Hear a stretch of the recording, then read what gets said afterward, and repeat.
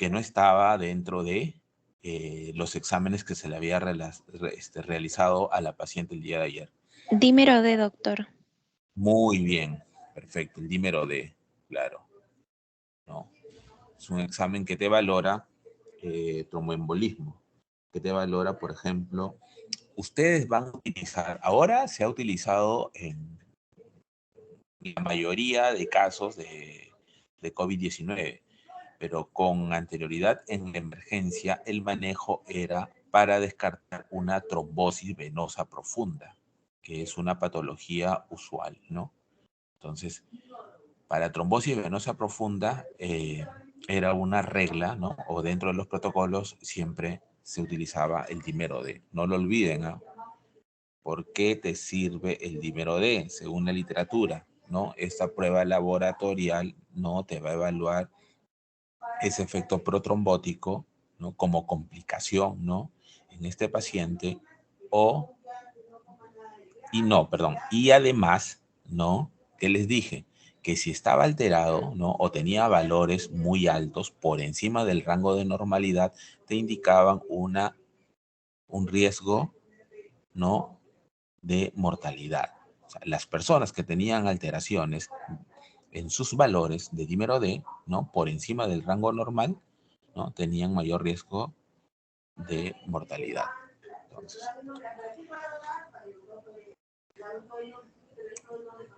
es una paciente 53 años, sexo femenino, lugar de nacimiento, ama de casa también. Paciente refiere que 5 días antes de su ingreso acudió a sala de emergencias de un hospital por contacto con un paciente COVID-19 positivo. Se le evalúa dando positivo a COVID-19 y fue tratada por neumonía relacionada a COVID-19 por un total de 5 días. Lo más probable es que haya cursado con una patología, según la clasificación, con un estadio moderado, ¿no?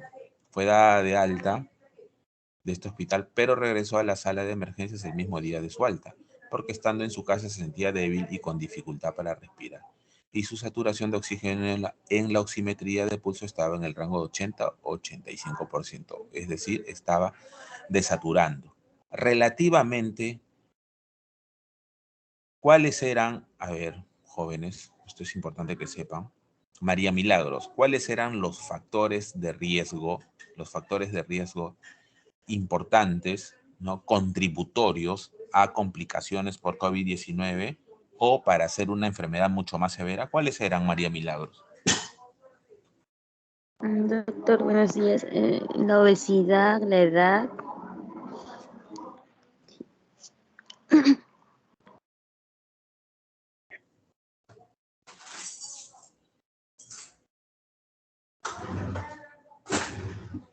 ¿Esta paciente qué factor contributorio tiene?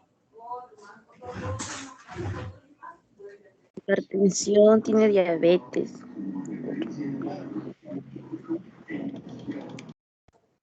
¿Esta paciente es diabética? Muy bien, no controlada, hipertensión e hiperlipidemia.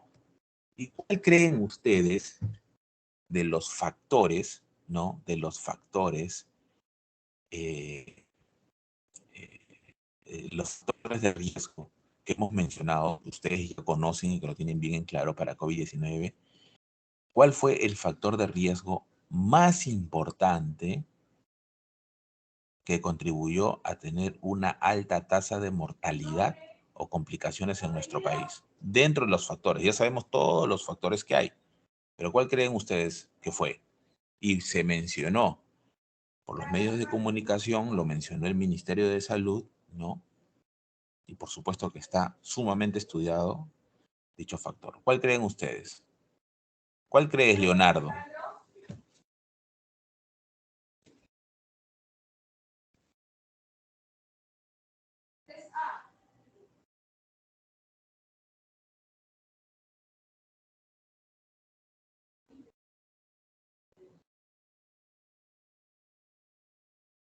Leonardo. Sí, doctor. ¿Cuál crees que fue el factor, ¿no?, que contribuyó con una alta tasa de mortalidad en los pacientes con COVID o complicaciones? La presión arterial, obesidad y diabetes. Ya, muy bien.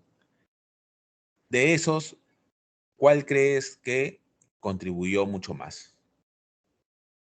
La obesidad. Muy bien, muy bien. ¿Por qué, Leonardo?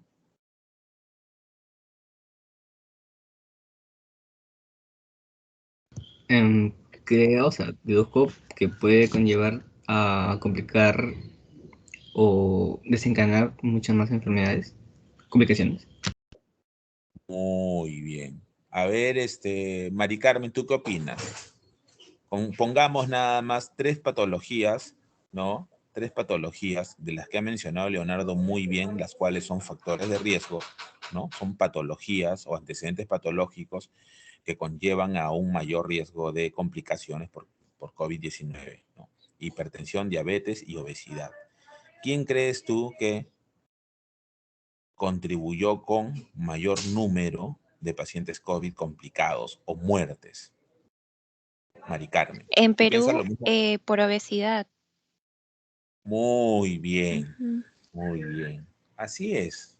Entonces, si yo tengo varios factores, tengo una pregunta, por ejemplo, y pongo, ¿qué factor contribuyó o qué factor fue más preponderante? O sea, la pregunta no es, como bien han sabido responder ustedes, no es cuál es un factor, no, sino cuál contribuyó más. ¿Por qué? Así de sencillo, por sentido lógico. Porque ¿un obeso necesariamente es diabético? No. ¿Un obeso necesariamente es hipertenso? No. Por ende, una persona, ¿no?, obesa, ¿a partir de qué IMC es? A partir de 29 a más, de 30 ya es obeso. Entonces, si mal no recuerdo, habían hecho estudios preliminares, estudios rápidos, en la cual la mayor cantidad de pacientes con COVID-19 complicados, mortales, casi el 75% eran obesos. Por supuesto que tenemos una alta prevalencia de diabetes, por supuesto. Por supuesto que tenemos una alta prevalencia de hipertensión, por supuesto. Pero la obesidad es mucho más. ¿Y la obesidad es una enfermedad crónica? Por supuesto que es una enfermedad crónica. Porque como bien dice su compañero, trae consecuencias o trae efectos, ¿no?, a largo plazo. Ya, muy bien. A ver, entonces sigamos, ¿no? Este paciente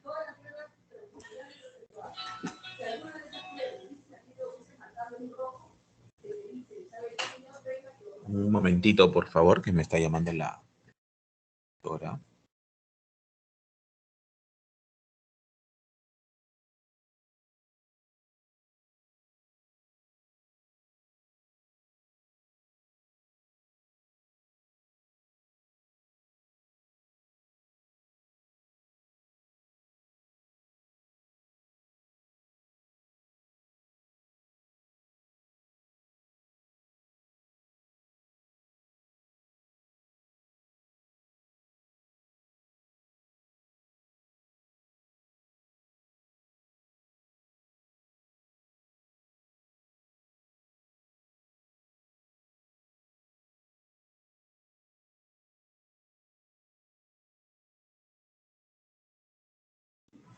Listo, sigamos. Entonces, ¿no? Muy bien, tienen esos. Y no pueden olvidarse, siempre hay esos factores, ¿no?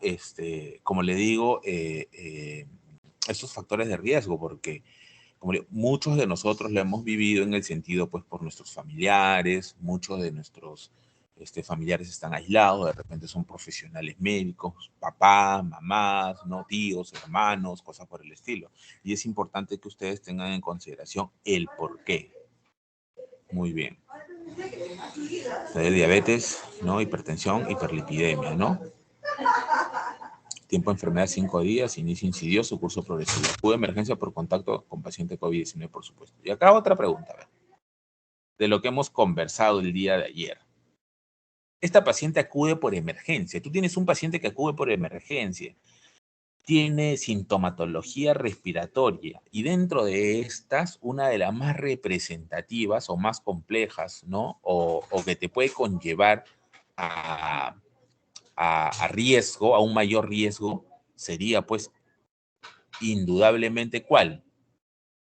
La desaturación, ¿verdad? La desaturación. ¿No? Al inicio, mejor dicho, de la pandemia, entre abril, mayo, ¿no? Que fue la primera ola. Con esto le digo, mejor sinteticemos así. Las pruebas de antígeno fueron unas pruebas que se utilizaron mucho antes que nosotros. Ustedes ya saben en qué momento utilizó las pruebas de antígeno, ¿no? Para COVID. Ahora, acá en Perú fue validada. No es que la prueba de antígeno se haya traído o que las pruebas para COVID o de manera general se traen y se le antoja a un laboratorio en aplicarlo y listo. No. Las pruebas de antígeno fueron validadas para que pueda ingresar al mercado nacional. Porque miren, ustedes en algún momento también van a ser médicos asistentes, van a ser médicos jefes, ¿no? Y van a participar de licitaciones dentro de su rama. Entonces, ustedes siempre van a pedir lo que está validado por el ministerio, pues. Ustedes van a hacer una compra o algo por el estilo para su servicio, para su departamento. Tiene que ser algo validado por quién, por el Ministerio de Salud. Algo validado por quién, por DIGEMIT. O sea, no es porque se les antoja y se ingresa una prueba en el mercado porque se quiere. No. ¿Entienden? Entonces, fue validada por el Instituto Nacional de Salud que pertenece al Ministerio de Salud, ¿no? Y se aplicó a partir de entre noviembre y diciembre. Ya, eso es importante que sepan, los jóvenes. Entonces, todo medicamento, ¿no? Toda prueba, ¿no?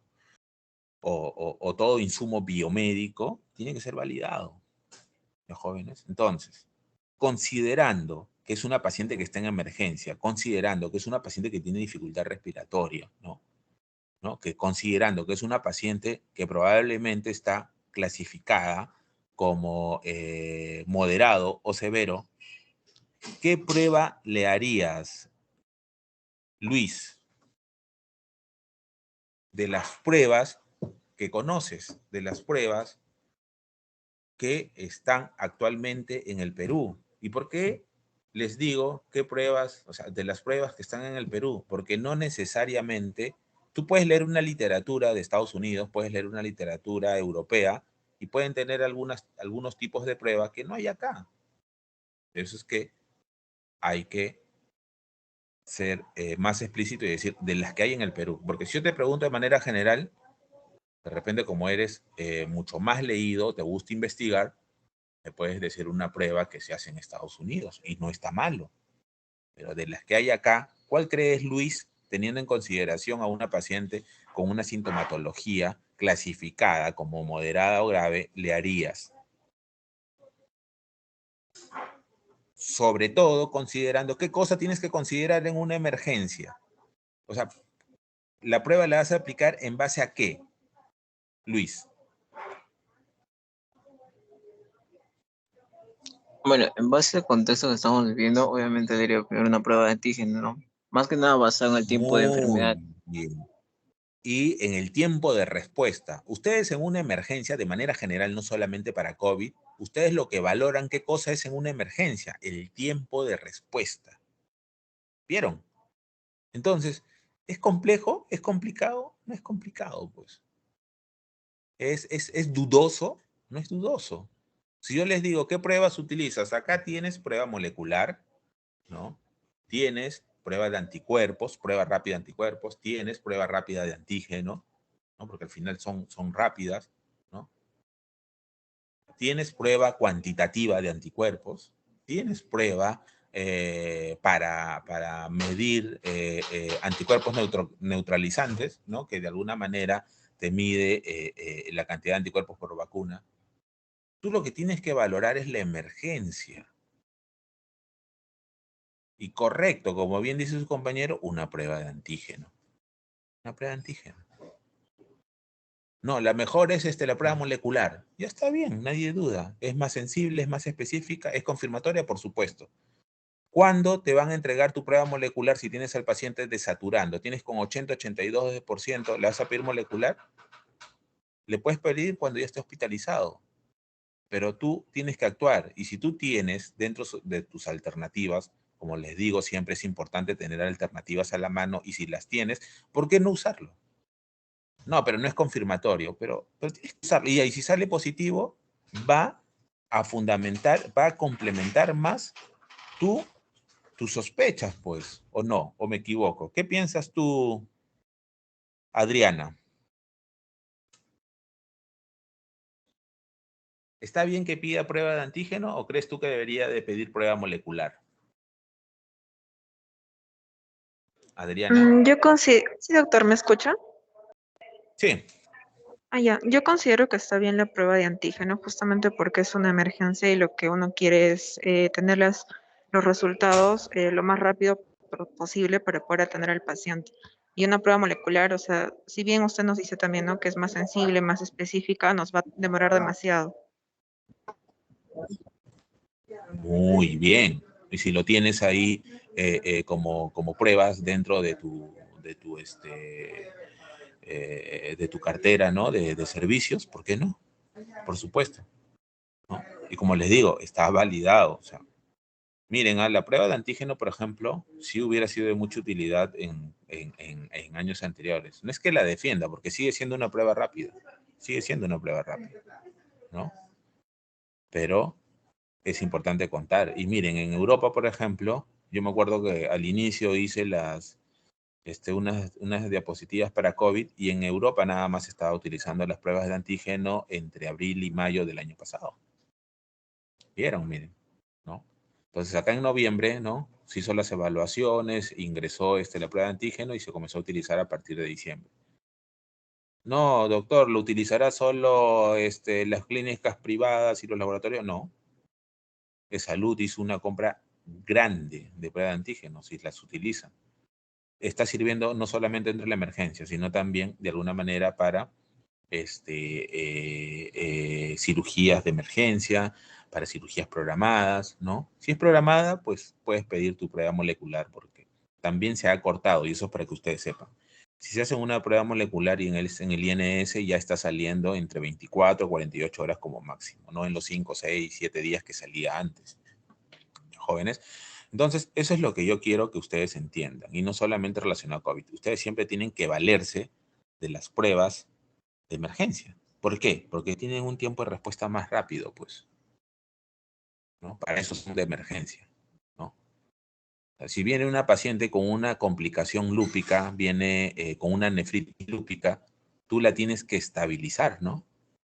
De repente la paciente pues está tan hinchada, tan edematizada, ¿no? O te vas a poner a hacerle estudio de autoinmunidad. ¿Qué crees tú, Xiomara?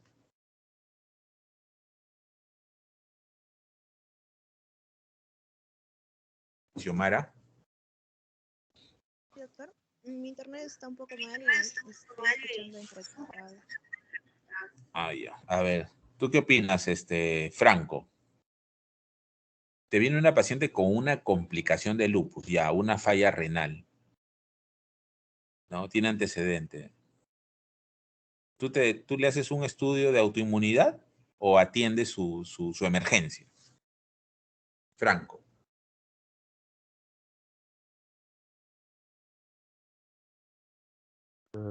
Franco. Sí, doctor. Un estudio de autoinmunidad. ¿Qué atiendes? Franco. Si Sí. llega tu paciente en emergencia, tú estás en emergencia, ¿qué es lo que te va a preocupar? ¿En qué vas a dedicar tu tiempo como médico en tratar? ¿Una falla renal o hacer todo un estudio etiológico de autoinmunidad? La Franco. falla renal, la falla renal. Por supuesto, ustedes en una emergencia siempre tienen que atender la emergencia. Doctor, vino con tuberculosis, le voy a hacer PPD, le voy a hacer cultivo, le voy a hacer... No, pero ese paciente, porque un paciente con tuberculosis, por hemoptisis, y si es abundante, tienes que darle tratamiento para cortar de alguna manera la tos, que es lo que le va a producir la hemoptisis, ¿no? Y rehidratarlo de repente si necesita volúmenes, y de repente si está con una anemia severa, estabilizar, ¿no? O incrementar su hemoglobina. Pero no vas a tratar la tuberculosis, pues. Lo estabilizas todo y ya lo mandarás por consultorio o lo hospitalizas. Entendido, joven, ustedes siempre van a manejar la emergencia. ¿Va? Un momentito, por favor.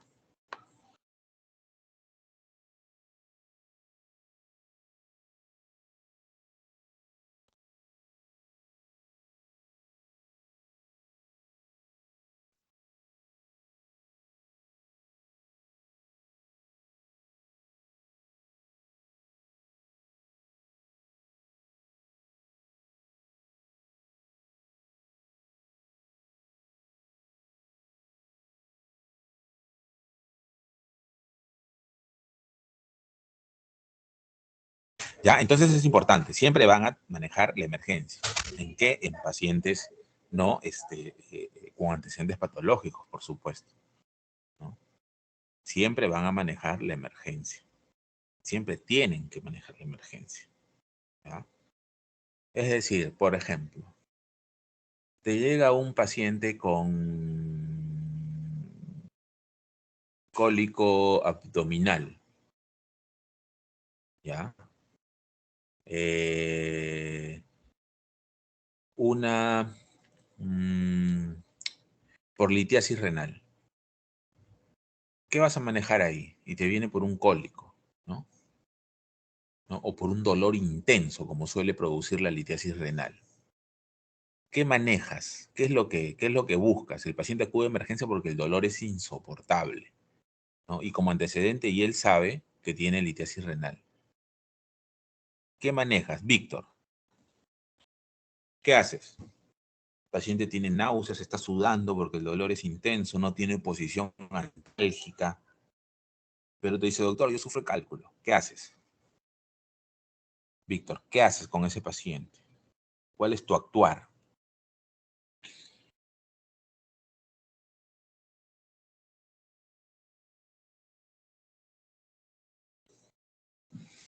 ¿Está Víctor?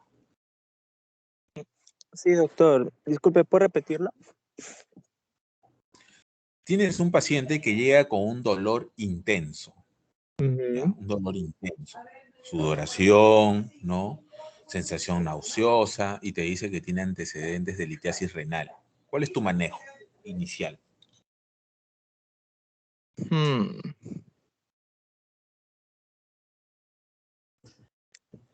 Pues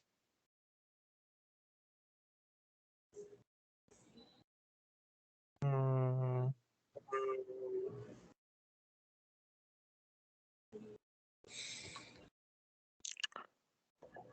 creo que eso depende de cómo es la situación del paciente, porque se puede realizar diferentes tipos de procedimientos como litotricia, creo, o si es que no, también se podría manejar mediante la reducción de ingesta de purinas. Aunque eso primero tendría que revisar la situación del paciente y luego revisar qué tipo de procedimiento realizar.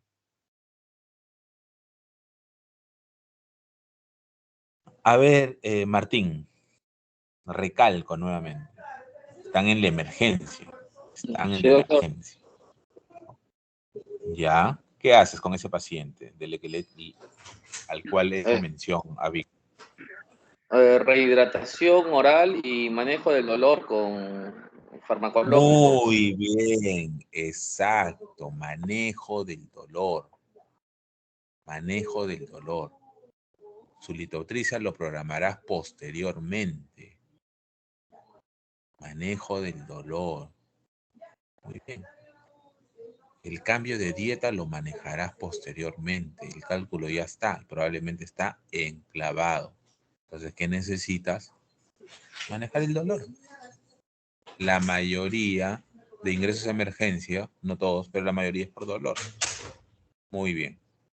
¿Qué varía? ¿No? Varía dependiendo de tu evaluación, pero si ya te está diciendo el antecedente, es normal.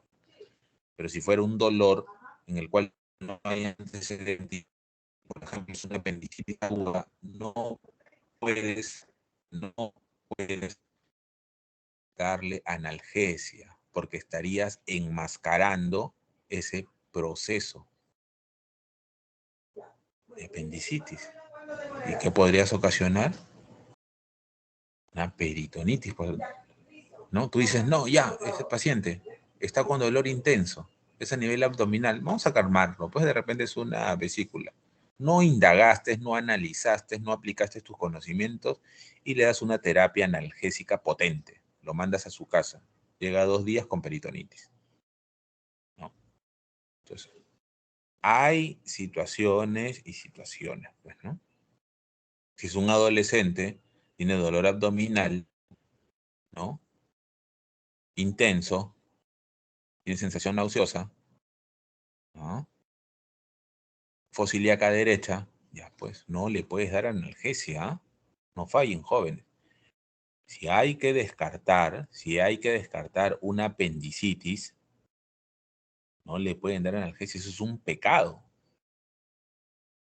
¿no? Porque lo van a mandar tranquilo a su casa, pero no, ni a los 2 días. En las menos de 24 horas va a regresar. Y va a regresar con una peritonitis. ¿Ya, jóvenes? Entonces, pero si este paciente es un adulto de 40 años, 45 años, 35 años, y te dice que sufre cálculo de los riñones, frente a su terapia. Por supuesto que primero evalúas, ¿no? Y haces tu examen físico sobre todo de la localización del dolor. Entonces quiero que, como dicen en síntesis, ustedes sepan valorar y tener conciencia que cuando ustedes están sentados en su escritorio esperando pacientes en la emergencia, van a manejar la emergencia. Por algo es emergencia, pues. Jóvenes. Entonces, paciente se complica, regresa complicada, miren. Entonces, igual es una paciente positiva, pero se complica, ¿eh? Y tiene antecedentes. Sensación de debilidad, dificultad para respirar, saturación de oxígeno, ¿no? Está desaturando. O sea, esa es la palabra, está desaturando. El examen clínico está hipertensa, bueno, es hipertensa, lo más probable es que no esté controlada, temperatura 38,5, está febril, taquicárdica, taquipneica, pero se le administra oxígeno. Sus valores, ¿qué les dije? De acá, a ver, Franco, mencióname los que se ha, de alguna manera, hablado bastante como marcadores laboratoriales para COVID. Mencióname 2. ¿O son todos, Franco?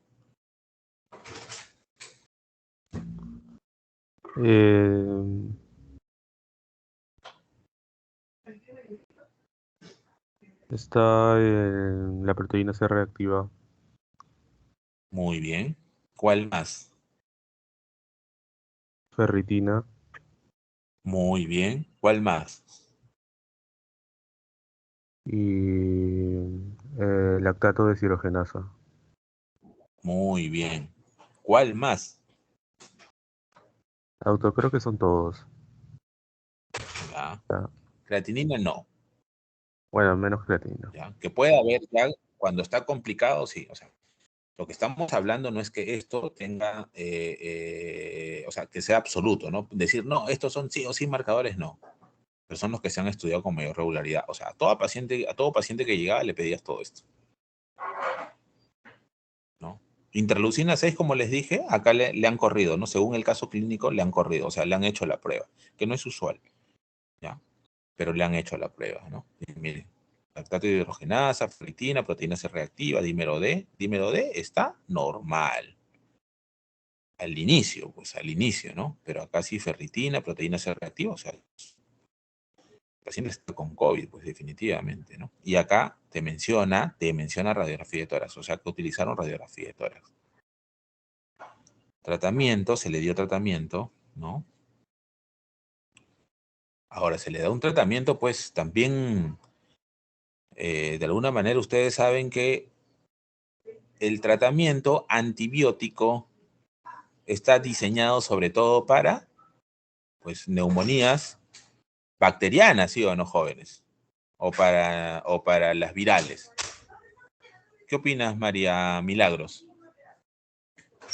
Gracias. ¿Qué opinas, María Milagros? Doctor, el tratamiento para las infecciones bacterianas.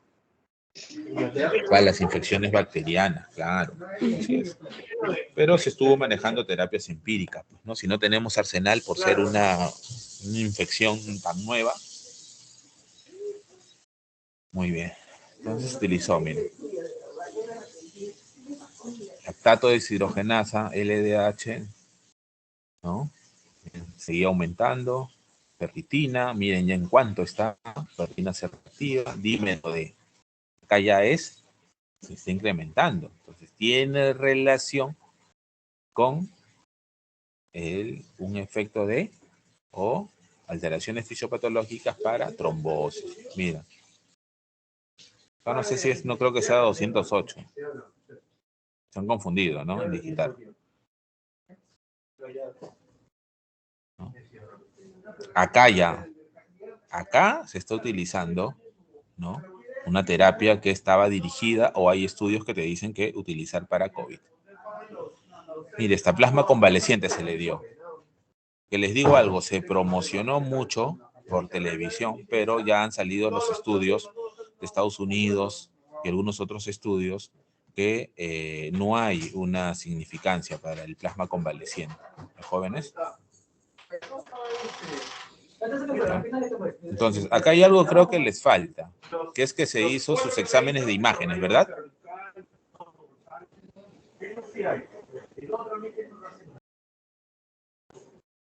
Claro, ferritina, por supuesto. Mire, iba trepando, ¿por qué? Porque se estaba, ¿no? O sea, era efecto ¿de qué? De la COVID, pues, del virus.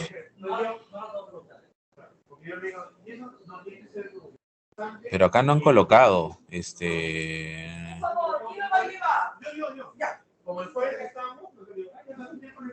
acá no han mencionado ustedes imagen. Porque había un examen de imagen o no. Jóvenes. O no sé, de repente me equivoco. A ver.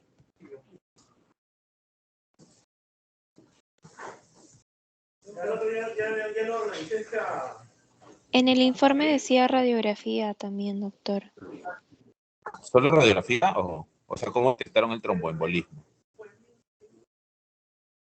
A eso refiero.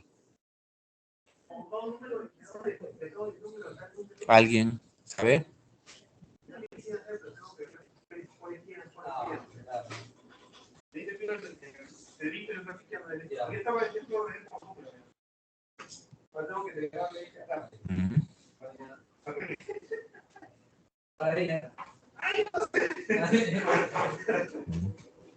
Porque la radiografía está relacionado a lo que es para la lesión, ¿no? A nivel pulmonar.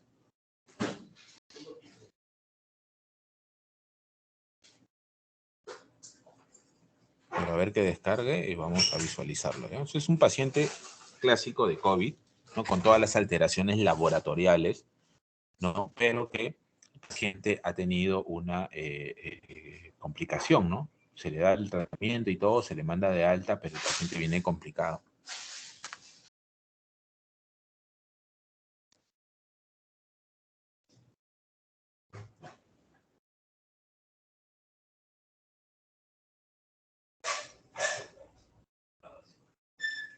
A ver.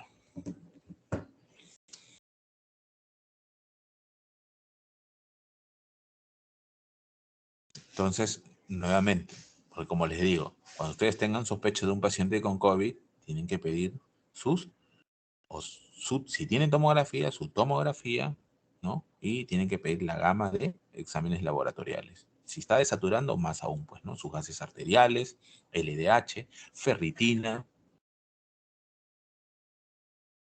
transaminasas, su dímero D,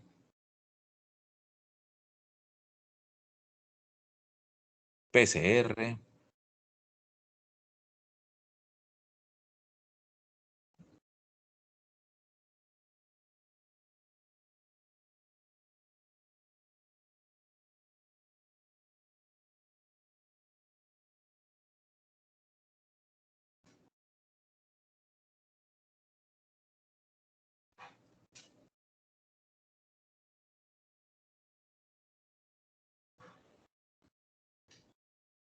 Dos días después, el paciente se volvió tequimneico hipóxico, lo que requirió una mascarilla sin respirador.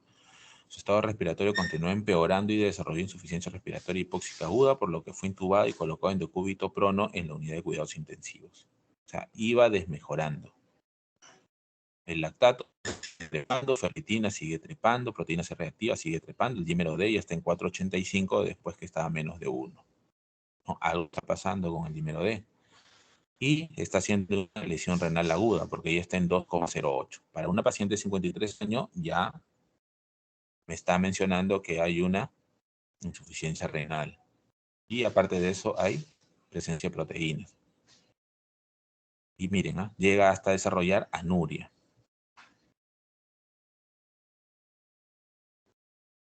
Dice, un día después desarrolló una trombosis venosa profunda.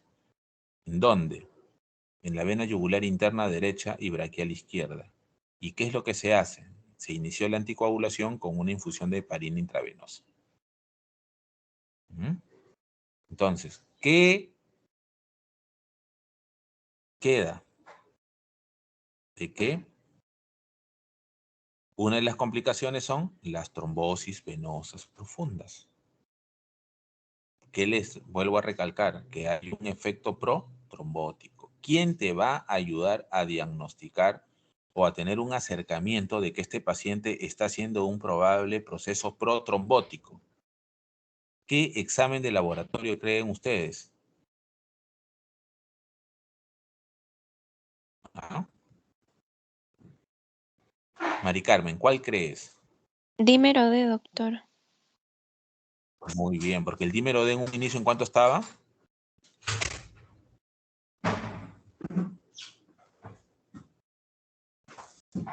¿En cuánto estaba el dímero D en un inicio?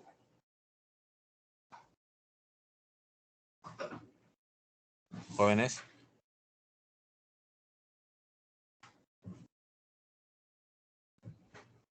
¿En cuánto estaba el dímero D, Mari Carmen?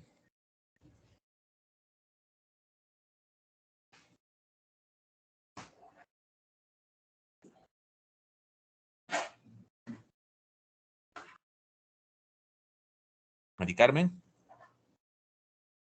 ¿En cuánto estaba el dímero D? Miren.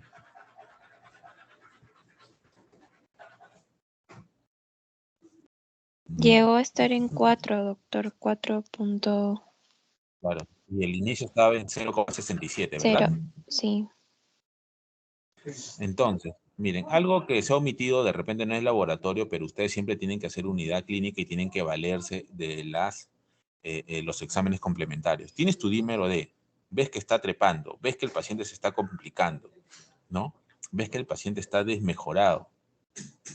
Entonces, si ya tienes a un paciente que está trepando su dímero D, tienes que buscar el foco de que haya una presencia de una trombosis. Si fuera en miembros inferiores, ¿no? Pues utilizas ¿qué? Siempre para, nunca lo olviden. Lo más usual es trombosis venosa profunda. Ya. Aparte de tu dímero D, aparte de tu perfil de coagulación, es obligatorio, ¿no? Es obligatorio, prácticamente, o sea, tú tienes que complementar con imágenes. ¿Qué cosa? Ecografía Doppler. Ya jóvenes, no lo olviden, porque van a tener muchos pacientes que le van a llegar con trombosis venosa profunda, donde es lo más frecuente a nivel de miembros inferiores. Entonces, Diego, si tienes un paciente que tienes alta sospecha de que está haciendo una trombosis venosa profunda, ¿qué examen de laboratorio le solicitas de inicio ahí en la emergencia, Diego? El que acaba de mencionar usted hace un momento, el ecodoppler. Diego, ¿qué examen de laboratorio le pides de inicio si tienes una sospecha de trombosis venosa profunda? ¿Qué examen de laboratorio? No, disculpe. Examen hematológico. Dímero D, Diego. Jóvenes, dímero D, pues. ¿Ya? ¿Y con qué examen complementa? Si ya te parece que es una trombosis. Porque miren, la trombosis usualmente, ¿no? Es, el paciente te va a llegar uno con dolor en miembro inferior, ¿no? Y son pacientes adultos mayores. Dolor en miembro inferior. Cuando tú vas a coger, ¿no? O vas a hacer tu examen físico, le vas a pedir que te diga dónde le duele. Cuando tú palpes va a ser caliente. Va a tener una coloración como que rojiza y va a ser en un solo pie. Es infrecuente que sea bilateral, ¿no? Entonces ahí tú vas a tener una alta sospecha.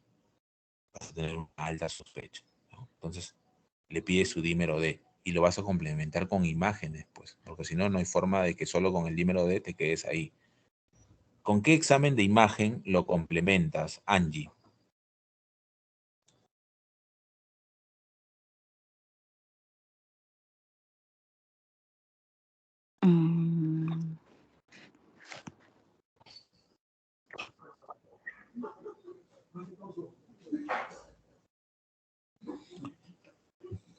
Mari Carmen, ¿con qué examen de imagen lo complementas tu prueba laboratorial de dímero D? Está positiva, por supuesto. Con una ecodoppler, doctor. Muy bien. Eso es frecuente. Si ustedes tienen un paciente y ustedes le van a reportar, sea como interno, sea como residente, a su asistente, y son altas sus sospechas por examen físico, por relato, ¿no? El paciente tiene una alta sospecha de que es una trombosis venosa profunda. Ustedes tienen que decirle, pues, a su residente o a su asistente que le van a solicitar, pues, su dímero D, su ecodoppler. Los jóvenes no lo olviden, es frecuente. Entonces, una de las complicaciones, hay otras complicaciones de la COVID, pero una de las complicaciones con alta tasa de mortalidad es la trombosis. La trombosis.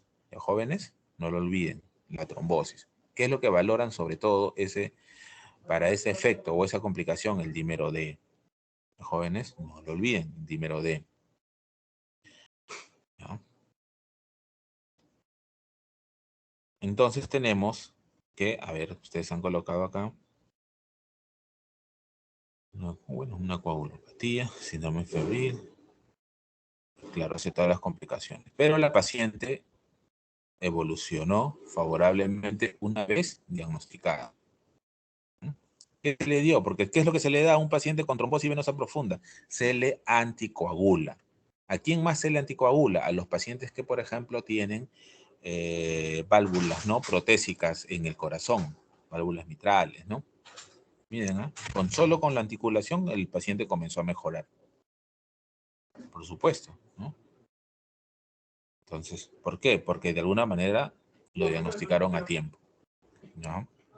Esa es clásica, una con alta tasa de mortalidad. En esta paciente se salvó, pero tiene una alta tasa de mortalidad. ¿Ya? ¿Preguntas, jóvenes? ¿Preguntas? Ya saben, ustedes van a manejar siempre en su día a día. Tienen que saber en qué momento van a pedir las pruebas existentes para COVID, ¿no? Y como les digo, ¿El a ver. COVID está relacionado con que la persona no tenga los síntomas? O sea, cuando esa persona no parece tener síntomas, esos casos son más raros de resolver, o también se puede ver con una prueba de laboratorio más fácil. y cómo debería ser. No, es que si tú tienes un paciente que ha tenido contacto y es asintomática o tiene síntomas leves, lo que tienes que hacer es, si solamente tiene síntomas leves, por ejemplo, no tiene factores de riesgo y es joven, ¿qué tienes que hacer? Aislarlo. Lo aíslas y como tiene solo síntomas leves, como un resfriado, en esos pacientes sí sería indicativo para que salgas completamente de duda una prueba molecular. ¿Por qué? Porque es un paciente joven. ¿Por qué? Porque no tiene antecedentes patológicos. ¿Por qué? Porque solamente tiene síntomas leves. Entonces, ¿qué le indica? Una prueba molecular. Si tú descartas con la prueba molecular, ¿no? Que tiene alta sensibilidad y alta especificidad, ¿no? Puedes sacarlo del aislamiento. Pero te vas a valer, todas las pruebas tienen un margen de error. ¿Qué es lo que le indica? Sus 14 días, pues, por precaución. Es distinto, pues, si el paciente de repente vive solo, igual le indicas. ¿Por qué? Porque hay otras personas a su alrededor. Pero es diferente a un paciente que tenga factores de riesgo, ¿no? Que sea adulto mayor, que sea hipertenso, ¿no? Y que te llega la emergencia, tienes que tratar de obtener un resultado y ahí puedes indicar una prueba de antígeno.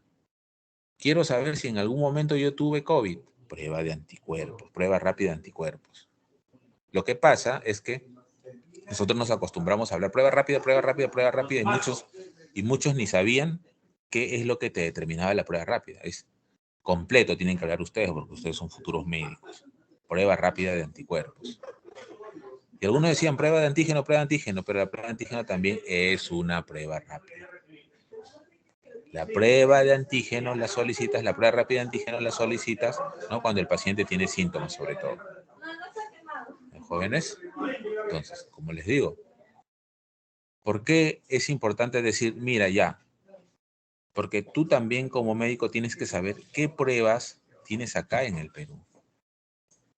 Es así como tú debes de saber qué pruebas cuentas tú en el hospital que estás haciendo tu internado. Porque tú, si no eres muy acucioso en eso, agarra el que es interleucina 6.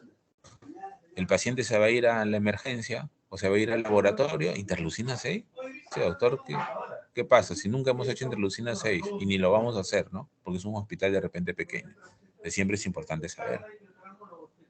Por ejemplo, no es descabellado, ¿ah? O sea, cuando se hacen algunas pruebas moleculares, o sea, no es que la regla sea tomar pruebas por o sea, hisopado nasofaringeo nada más y ahí quedó la figura, ¿no?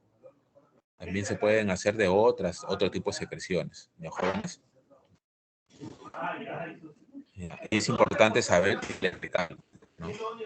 Un factor muy importante en sociedades o en países como el nuestro latinoamericano, que tenemos una enfermedad crónica que afecta a muchísima gente, que nos afecta a muchos, que de repente, pues bueno, estamos en sobrepeso, que es la obesidad. La obesidad es una enfermedad crónica, por si acaso, ¿no? Y es la que contribuyó, ¿no? Estadísticamente, ¿no? A una alta tasa de casos COVID y hasta muertes, ¿no? Bueno, jóvenes, ¿preguntas? En todo caso, nos quedamos acá y nos encontramos la otra semana. Cuídense mucho. Gracias, doctor. Buenas tardes. Hasta luego. Gracias, doctor.